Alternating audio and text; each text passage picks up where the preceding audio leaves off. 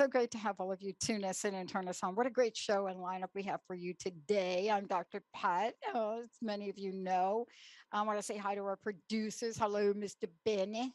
How are Hola, you? ¿qué pasa? Hey, yeah, like really cool, actually. Really doing pretty good with that. Thank you. Good. I'm glad you understood that. I didn't understand it. Uh, I mean, it's like, okay, so a lot of people are noticing how things are blooming and popping out, right? Oh yeah. We just, once the sun comes out here, like if it like comes out for like a day, everything will like pop, but we're still Mhm. getting a little color here, right? Have you gone to the University of Washington where they have the cherry blossom trees? Yeah, right. Oh man, Oh my it's so gosh. great It's up like, there. what's going on over there, Even right? me It's being, beautiful. even me being a coug, and I'm on the other side of the state with I my was going to school. I ask Go you. still Cougs. go there. Thank you, Jacob. He's got my back. I still visit the campus because it is so Do beautiful, they let and it's you on that cool. campus? I'm just Boy, they almost wanted to curious. kick me off so fast. I mean, I Okay, tell you. that's good because you had your cougar shirt on, right? Didn't you have No, like your little no. Why would I do that? you No. Of course I going did. to like the UW with the cougar shirt? I have to tell you that that logo is that's just rocking. Ours? That Cougars logo, yeah, Why, thank you, Pat. yeah, That it is the is most so. sincere, most beautiful thing I've It's ever heard from you. you So know great. when it comes to sports, there are a lot of sports icons and sports logos and sports colors, but that logo is the spiritual logo, right? Mhm. You know that, right? Of course. The whole design of it, the Mhm. whole cougar idea, but the whole design, the beautiful red crimson, is it? The Thank you. colors are just gorgeous, but it is a highly spiritual vibration. So I don't understand with that spiritual vibration why you lose football games. Oh, come on. Wow. Hold Shots on here. fired. Whoa. You know, I have a button I could just turn you right off, right? I mean, like, wow, Pat. I'm impressed. I mean, I'm thinking about a team like the team from Oregon called the Ducks. They Who? like win.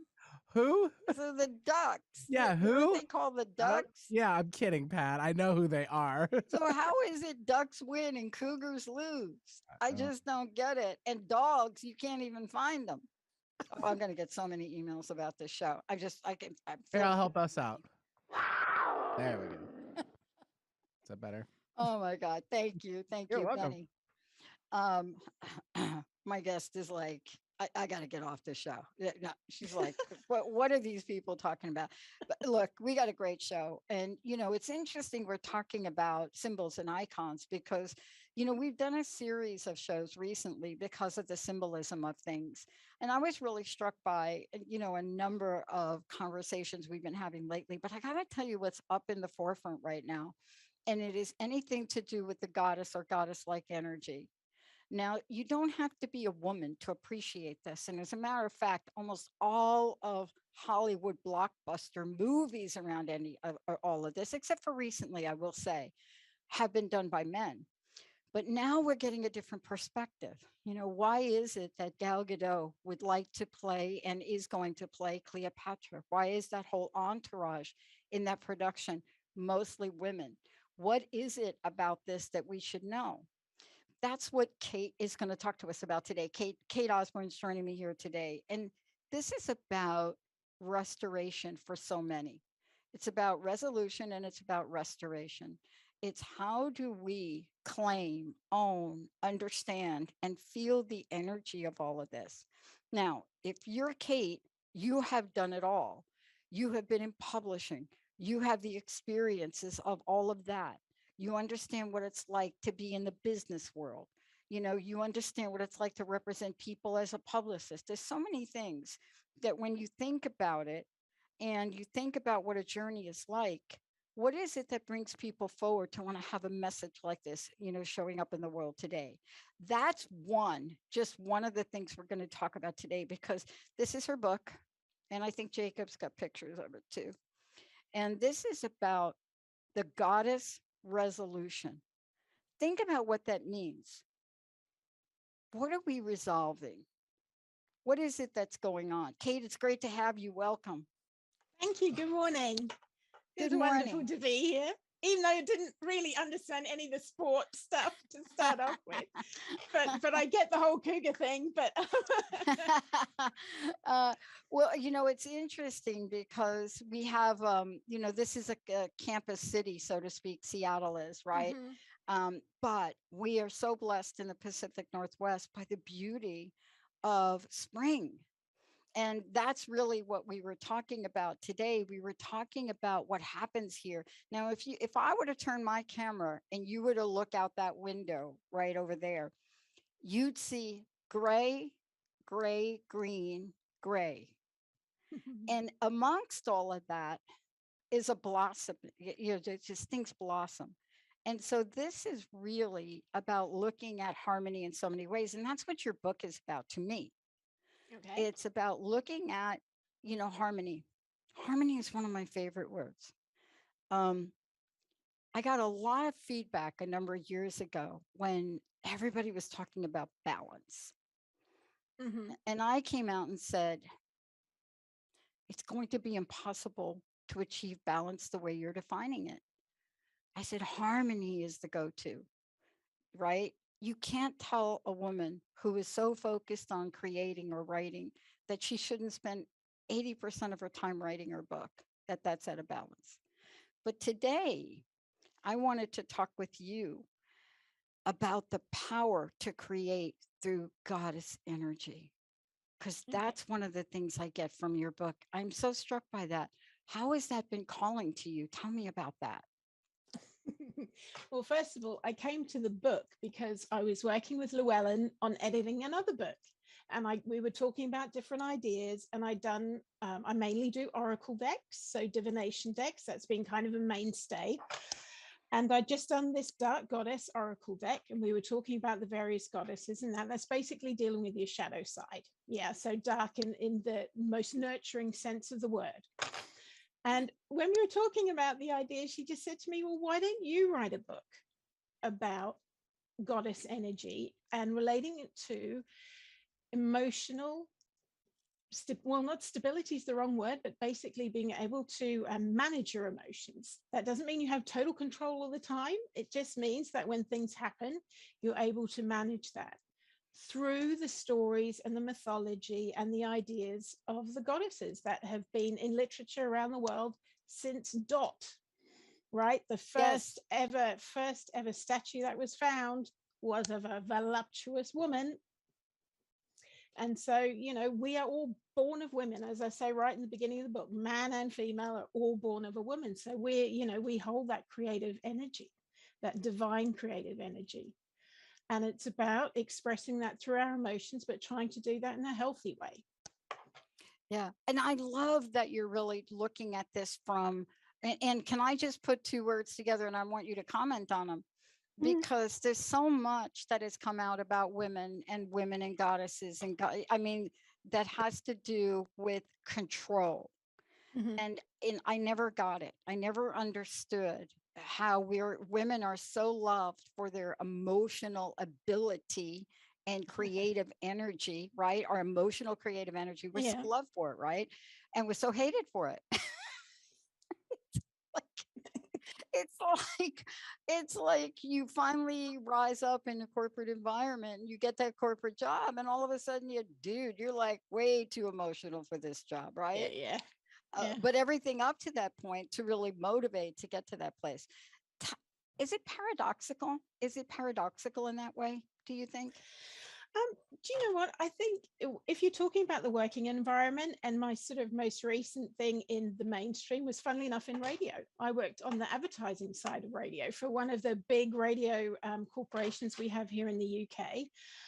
And you're absolutely right. All the way through, when you're sort of climbing the ladder a bit, it's like, oh yeah, you relate to people, your clients really well, and you get enthusiastic. But then when it comes to the boardroom, so to speak, and you start expressing yourself in that way, it's like, oh, time of the month, or too emotional, or whatever it might be. And I think that comes from fear. I think that comes from the people around you who are fearful of, maybe because they don't feel they can express themselves that way, or perhaps they've had past experiences of something negative happening if you allow somebody to express themselves. But the problems come when you don't allow people to express themselves in the main, right? Yeah. Control is, I think, at the root of all the problems we have in the world today. Yeah. I mean, isn't it interesting? We're talking about that. Last week, I had the opportunity to interview one of the youngest members of parliament from the Ukraine. And, you know, just listening to him and his conversation about, I mean, I was amazed that we were to find a little humor in the interview with him at some level, but I asked him a very important question. And we're also trying to have schedule a number of panels. I'm very interested in the women of the Ukraine, because I don't know if you've been watching them. They are goddess-like in so many ways. And yet, when I read your book, I could literally take pages out of your book to describe how rising up they are. And, you know, I tried to do my best to ask him about the women, but clearly women have been part of that, you know, that ecosystem of relationships since war, you know, 14 war. So they've been side by side. And yet it seems like we have so much more to do. Tell me about this, because is the more to do part of the goddess resolution? And I don't mean more for us women to do. That's not what I'm saying. Yeah, no, so more in the sense of, I don't want to do more. I'm like, you're doing fine. You're doing plenty as it is. I've got teenage children. I don't want to be doing more. I don't want to do more. Yeah, maybe it's not so much doing more, but listening more, being heard more. Stuff is happening anyway. Things are things are becoming more transparent. Industries are becoming more transparent, whether the people at the top of those industries like it or not. So I think we don't need to do as much as be ready to respond to what is going on. You know, part of what I loved is the goddesses you picked out to talk about in the book. Okay. And the reason I really love them, I want to talk about a couple of them, especially in light of what you just said. Which one do I think is, this is going to be an odd question, because, you know, if you came to my house, I was telling somebody the other day, if you were to walk into my house and you were to take a look in my house and see the posters I have on the wall, you'd get a sense of what I align with or what I get energized by, right? But the goddesses that I have in my space don't necessarily represent the goddesses that people know. I want to come right out of the gate and talk with you about one of them that is used over and over and over again, even in mainstream crazy movies. Yeah, okay. Right? I think I know who you're going to go for then. Pandora. It wasn't going to be Pandora. I know. Yeah. Which one were you picking? Tell me which one you were picking. I thought you were going to say Hekate, because she comes through in all the witchy films and exactly. I'm saving that sort of stuff. Yeah, I was going to say that. Fair enough. Okay, but Pandora, right? Yeah. I mean, there's even a crazy line in that movie Notting Hill with right? Hugh Grant and oh my gosh. But because of what we've done, we don't understand her, do we? Well, at the end of the day, if you believe what the original writing, she was created, right? So she's not in the sense of how we are the result of the energy manifesting itself. Supposedly Pandora was a creation of a god to exact whatever he wanted to exact on another god. But the idea here is that she has temptation was the big thing with her, wasn't it? The curiosity of just thinking, I gotta see what's in the box, I gotta, or the vase, whatever it was. And you know, I fall in that trap occasionally too, where I just think, I just want to know the end of the film or the end of the story beforehand. Oh my gosh, were you like in my house last night? Probably. Okay. So a friend of mine told me to watch this series, right? And I had saved it. And I watched the first 4 episodes and then I went to the last one. Oh, what was it, Pat? What was it though? The cleaning lady, I think it's called. Oh, don't know. Benny, did I get that right? Can Benny or somebody look that up? I'm sure I can look it up. It's not ringing a bell for me. Yeah, cleaner. it's a great series because Okay. it just talks about the many facets of who she is. She happens to be a cleaning woman, but that's Yeah. not where the story goes. Yeah. But isn't that interesting? Yeah. I was like into like the, and I'm like, okay, I just want to know what happens at the end. Yeah. So I did like 4, and then I went to the end. Now I will tell you, I will not do that with. Yeah, thank you, Benny, the cleaning lady. I will not do that with killing Eve.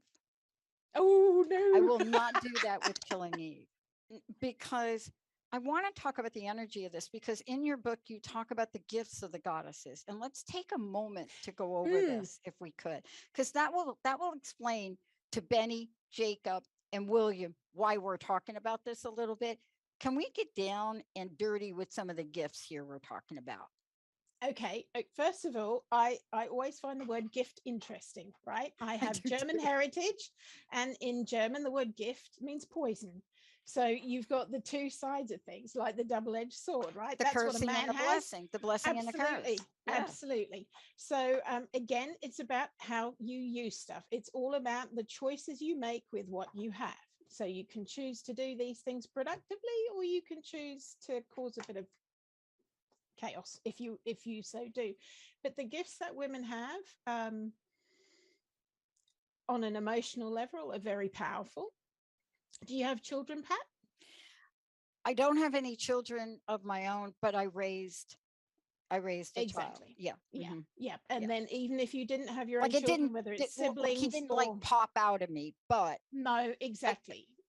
But then you'll understand the felt bond like that he you did have. though. Yeah, you'll understand the bond you have. And sometimes, so your gift could be compassion, could be understanding, and sometimes that can veer into something that's slightly unhealthy. Yeah, if you're over the top with something. So we're complicated creatures, I think, and we're powerful Complicated. creatures. Yeah. Complicated. And, in the context of this, right, is looking at, my mom used to say, I had 2 moms, both of them goddesses, different. My Mm-hmm. stepmom had to be Athena or Athena, depends on Mm-hmm. what you reference her as, Athena Mm-hmm. or Athena. That had to be that. My birth mom had to be like, like Aphrodite. It was just all about love, right? You put those together, you really do get a warrior, right? But one of the things she used to say is you just have to know when to hold them and know when to fold them. You Yeah. have to know when to bring something out. Do we, in goddess energy, how do we learn that? Because those things are emotional, right? They're the integration of the mind and the heart and the emotional energy to get us to a point where we take action. Do you see what I mean? Absolutely. Yeah, And I don't even know if Helen of Troy, I mean, honestly, I don't even know who decided to put everybody in that wood structure. But the point is, right? I mean, yeah. it's hard to find the truth of anything. But think about the way we're looking at some of these goddess figures, Mary Magdalene, right? Mm-hmm. Mm-hmm. How are we doing with integrating the mind and the heart? How are we doing? How the goddess is doing. When you're asking me how we actually managed to do that as well, it just, I'm afraid it comes with experience. It comes with living life, right? Mm-hmm. There's only so much you can comprehend as a child. People can tell you as much as they like, but there's only so much you can understand and cope with as a child. And then you move into adolescence and so on. And so it's the life experience. Now, I don't know anybody who's reached my age, and I'm 51, who hasn't had some difficulties. I don't know if we can use profanities on here, but the S word happened to them in life by the time they've got to this age. And I think it's then either you learn from that and move forward, so it becomes an experience in your emotional body, but you've managed to deal with it, so actually it becomes a strength. Should you encounter a difficulty again later on, you deal with it in a different way than if you've never had that challenge before. Yeah. I was reading the section of the book where you wrote, in our emotions we trust, and you were referencing a great goddess of the underworld. Anytime I see the underworld, I'm all in.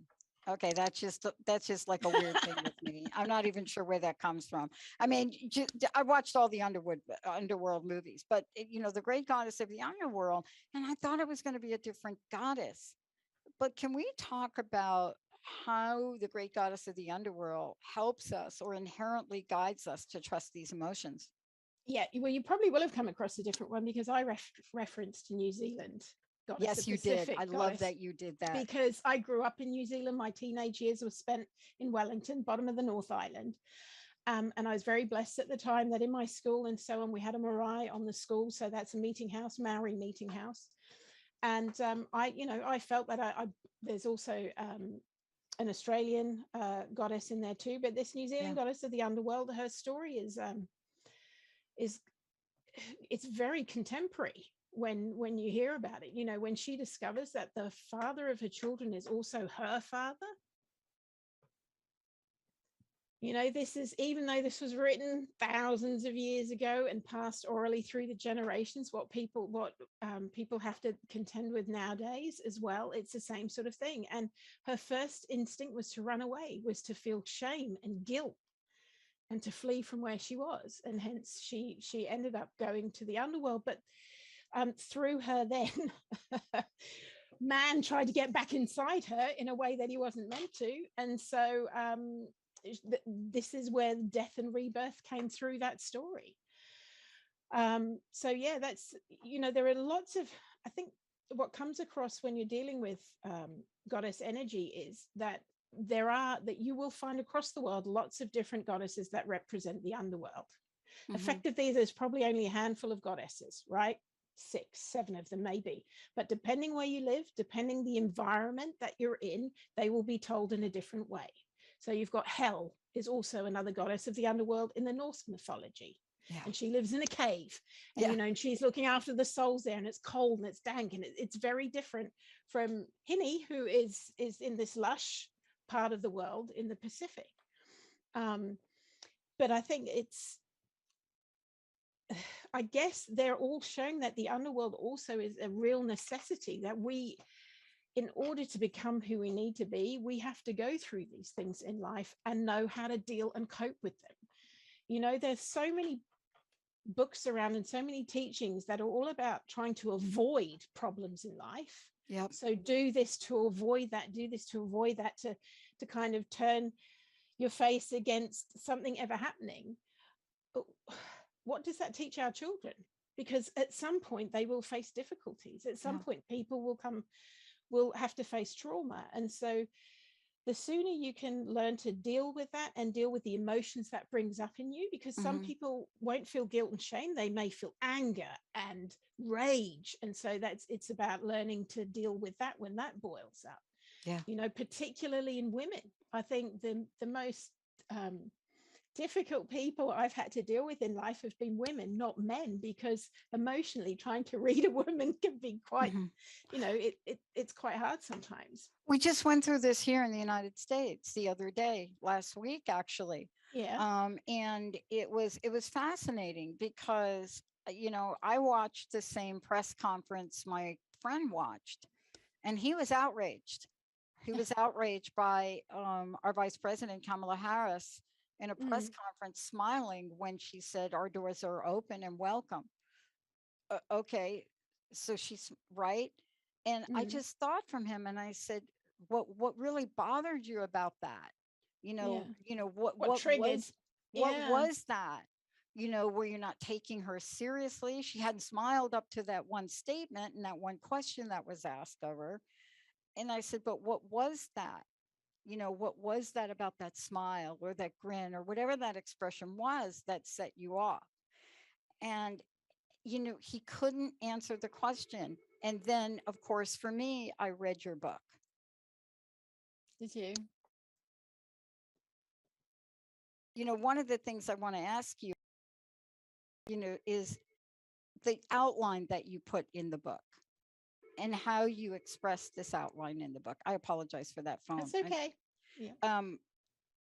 I loved when I got the book and I was asked, do I want to interview you?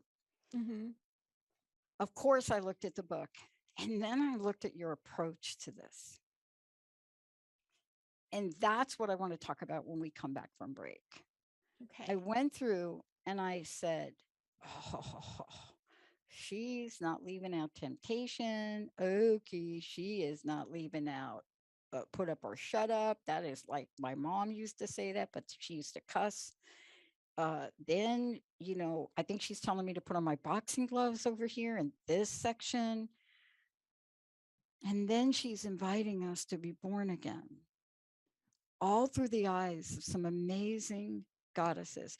My question for you, Kate Osborne, when we come back, I don't know if you can write this book without this book changing you, without the writing of the book changing you. We're going to take a short break, but how do people find out about you before we go to break, if you don't mind?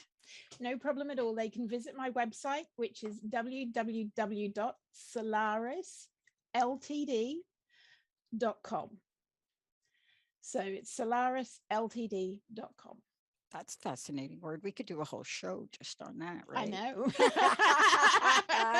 When we come back, we're going to talk about some of the, I want to go through the book, and I want to just have you talk a little bit about the format of the book and how each chapter really takes people on a journey. And really what I got from it is it takes you on a journey of self-discovery, but it also hits a few nerves. At least it did for me. The shut up or put up one, that definitely got to me over the weekend. But when we come back, I want to talk about who emerged. Were you told by them to be included in the book? And how did you change? Who most spoke to you? Let's take a short break, everybody. We'll be right back.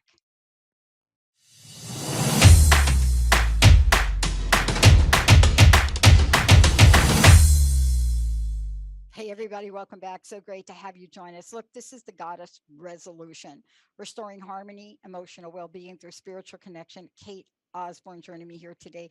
She is the author, most amazing. And there's so much more you can find out about her. And this is really the Solaris Foundation. Is that the best place to go, Kate? Yep, absolutely. Okay, solarisfoundation.com. It's SOLARUS. So y'all get that right there. The book available, I'd say everywhere, right? Yep.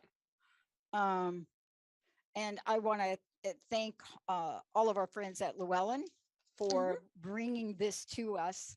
I was very happy when Llewellyn, sent the book forward, and I opened the book immediately, and that's what I want to talk with you about now. Great. Because I opened the book, and can you imagine? I've been doing this 20 years. Can you imagine how many books I've reviewed? Yeah. Yeah. And I opened the book. First of all, the table of contents got me. Okay. I didn't even read the book. Okay. But I thought, wait a minute. This is not your regular book.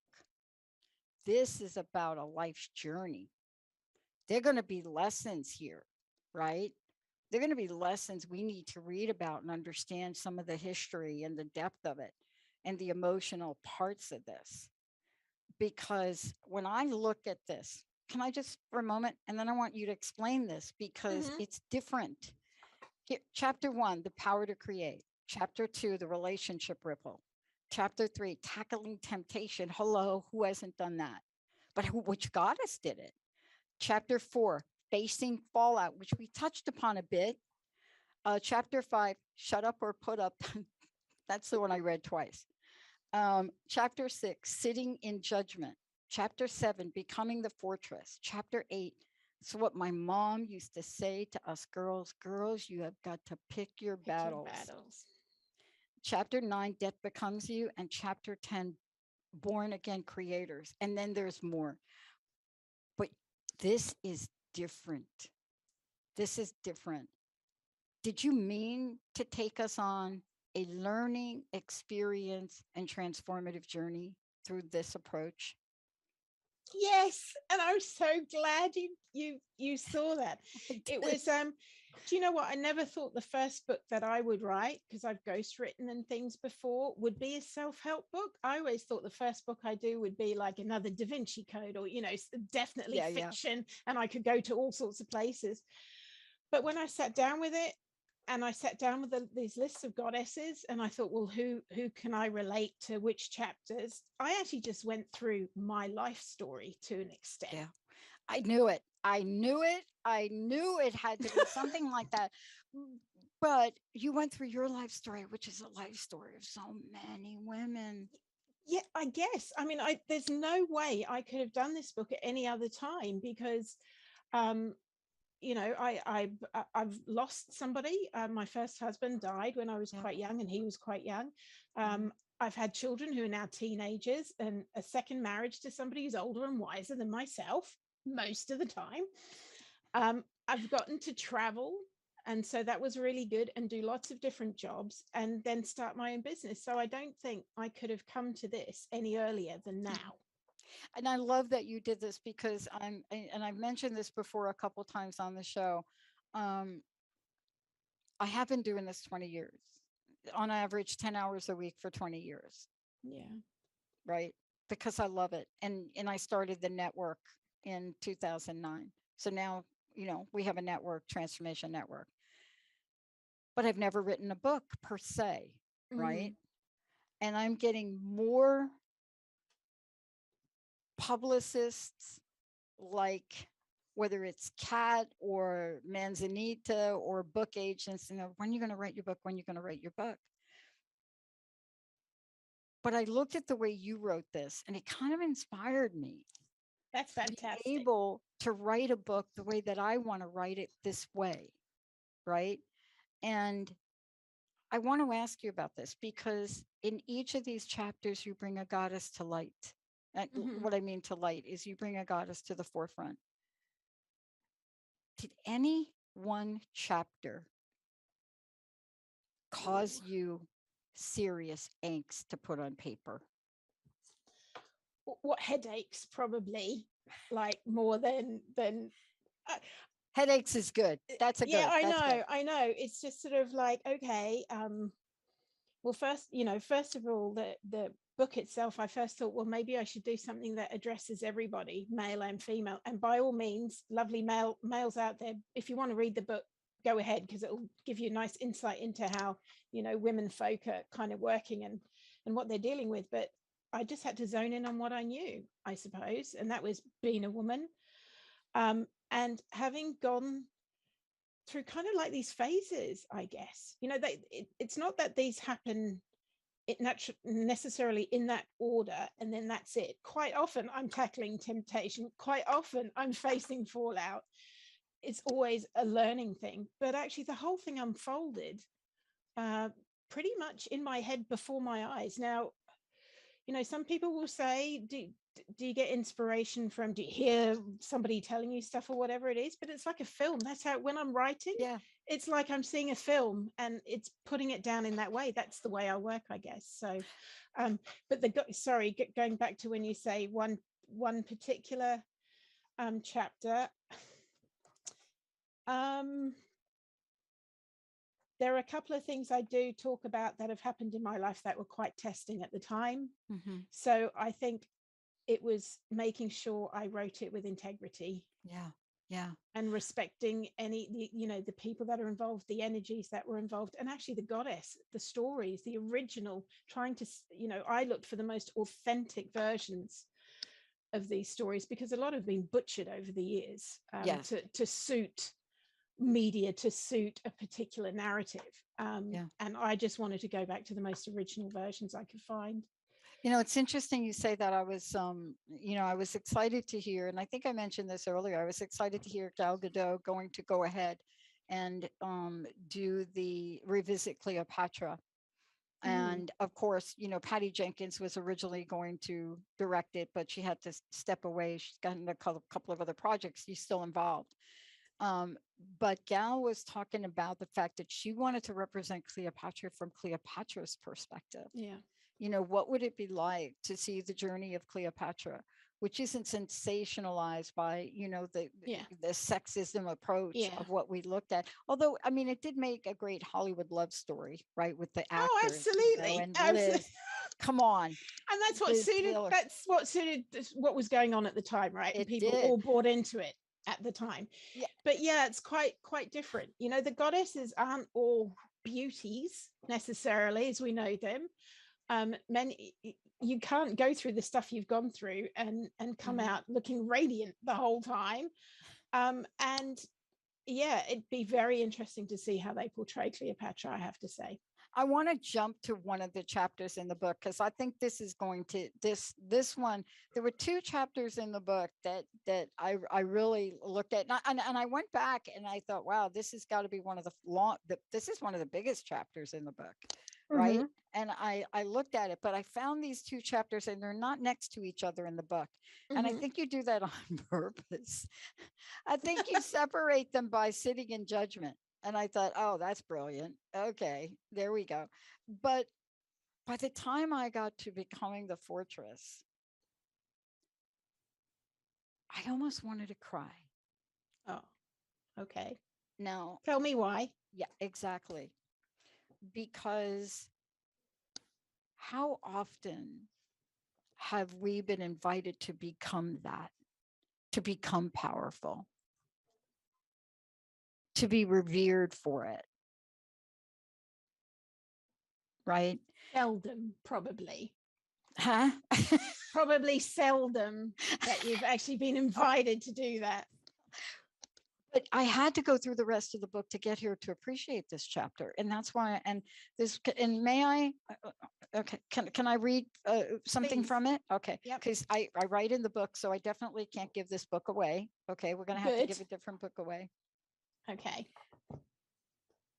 But when I got to this, I was like, damn, God, I'm making some very big decisions now that I don't want to be afraid to make them. I don't want to be afraid to make them. I want to trust, like you say previously. But you go on to say, becoming a fortress is not about locking yourself up, not about being emotionally impenetrable tower, but having the knowledge and the voice and the practical tools to defend your authentic self. I love that you quoted Jung here. That was a pleasant surprise for me. This is a quote of Jung that I'm so glad you put. And you say the privilege of a lifetime is to become who you truly are. And then here's the line that got me. Cultivating the ability to be your true self for your thoughts, words, and deeds is like practically building yourself up brick by brick. It may require sacrifices, giving up on distractions. And you go on to talk about, for example, relationship, job. And I thought, oh my God, you're so right about that.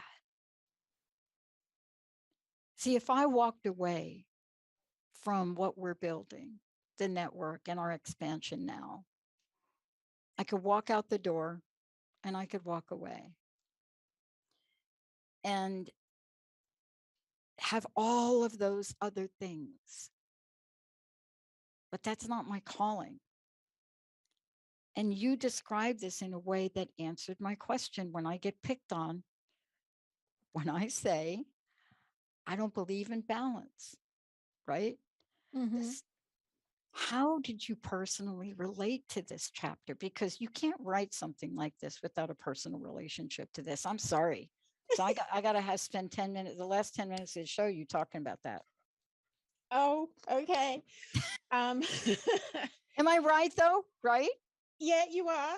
Okay. It's a couple of things. I've had influence from martial arts and martial arts teachings, because becoming a fortress is actually a martial artist term in karate, if I'm not mistaken. But obviously there it is about being able to stand in your stance. Yeah. So being able to take whatever comes at you. Then I thought, well, how does it relate to if I was to become a fortress? And I thought of it, well, you know, there are, again, thinking of goddesses and mythology in the stories, the fortresses and the castles can either be depicted in a negative light or actually in a safe haven, in a sanctuary. So you're making yourself your safe haven, your sanctuary. It is not an easy thing to do, because first of all, you need to know who you are and what is it you want from life at that time. Don't be afraid to make mistakes, you know, as well, because if you've you are gonna make mistakes, but if you know I can cope with it however I feel when I make the mistake, then it's never going to tear you down as much as it did the first time around. And so your fortress is always there. It's just about building it up in such a way that it houses all the tools you have, everything. You can go to it as a sanctuary, you can go to it as a safe haven, you can put things in your fortress that mean something to you. You don't necessarily need to be using them or seeing them every day of your life. This could be relationships. It could be about a person who, a person that's close to you in life, but you only speak to them once a blue moon. Yeah. Right. It doesn't mean you've forgotten about them or yourself. It could be, you will write a book, Pat. I have no doubt about that. But maybe when you'll help me. I'd love maybe to. you'll help Do me, you know because what? this is the way. Love to. This is because really the way you captured the power of this journey for me, and it's still about goddesses. Yes. Yeah. But it's about goddesses in the way we live our lives. And Absolutely. I was so struck by, we could do a 2-hour show because, and I love the order that you put this in. The reason I had to ask you about the fortresses is because it comes before the picking your battles. Yeah. Chapter. Yeah. And it Right? has to. It has to. Because how can you go to battle when you don't know what the hell you're fighting for, or where you are, or where you stand? You're ungrounded, right? Emotionally, physically, and you don't feel spiritually. safe. No, you've got nowhere to turn to. What are you fighting for in this battle of yours? If there's nothing to preserve in the best possible way, and that's your own self, right? That's your I guess what it all boils down to with this book is there is so much that tears people down day in, day out. It's a reminder to say you can create a much better world or experience of the world for yourself. You've got that power. Everything is energy. That's it. Finito. And it's how it manifests itself. Yeah. Right. And you bring us full circle, I think, in the part of the book where everything that had come before prepares us for the conversation you have about engaging with the winds of change. Because you cannot engage with the winds of change if you haven't really gone through the previous ideas. No, and you're touching on the fact every one of these chapters has multiple exercises to do as well, which are predominantly earth-centered exercises for earth medicine exercises. So they connect us as much as I can, and as much as I hope people can do. Go out in nature and do these things. You need to connect with the elements. You need to hear and feel nature around you and see it around you, and the earth itself will energize you too. You're so right about that. One of the things I do with the people I coach is I ask them to go find a stick. Yeah. And they cannot find it. They cannot bring the stick. They cannot find the stick in less than 7 days. They have to take 7 days to find the stick. Yep. Fantastic. Right. And the reason I do that is that because the early way out would be to find any stick, but that's not really the exercise, is it? No, it isn't. And you want people to be more discerning as well in life. More discerning. And to really look at what they're looking at, and everybody that does that, when they come back, they have the story that is more like the born again creator energy. They see things in a stick that they found, and of course they can't. They have to find it on the ground or someplace. I have had some people travel to other states to find their stick. There's no rules. But I want to ask you this last question. All of this to me had an end game, and I didn't know it had an end game till I got to the end. Because we have to be those born again creators, don't we? Absolutely. More than once in life. We have to know multiple times. Right. Somebody asked me how I got the snake as one of my totems. Nice. And that's a beautiful totem animal to have, Pat. It is. And I said, well, it's simple. When you're in the desert and you're on a vision quest and you keep finding snake skin that has been shed, and you keep bringing it back to your mentor, shaman, what do you think she's going to say? But that's what I'm seeing is you give us a way and help us to shed things so that new growth can come. I wanted to ask you, what is your greatest wish for people reading this book?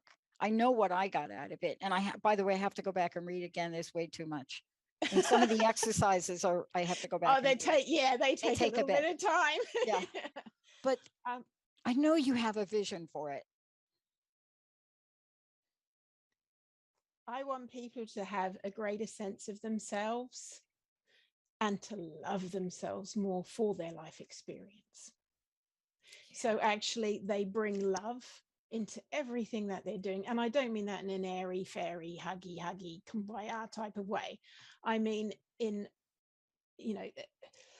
the sense of appreciating life itself, because it is fleeting. And my personal message would be for people not to be afraid to live who they truly know themselves to be. And that's male and female alike. And then your website again, because you've got other things going on as well. It's www.solarisfoundation.com. You can also find me at www.solarisltd.com. Awesome. Thank you so much for everything. And thank everybody. I want to hold the book up here again. And please, it's available everywhere. It is really a journey that you'll go on. There's so many things we didn't really talk about, but again, you'll be able to figure those out for yourselves. And thank you for honoring so many different goddess energies in this book. Yes, it really was for me just an uplifting and learning experience to learn about these other goddesses and this other energy that we often forget about or don't know. And thank you for setting the record straight on Pandora. No problem. Thank you, Pat, so much for having me. It's been an absolute pleasure. I apologize. No, it's all right. All right. If in the future you do want to do anything with regards to a book for yourself, please, I'm here for you. Seriously. I'm going to call you. I will take you up on that. Thank you, Benny. Thank you, Jacob. Thank you, William. Thank you, gentlemen. Yes, thank you. Let's take a short break. We'll be right back.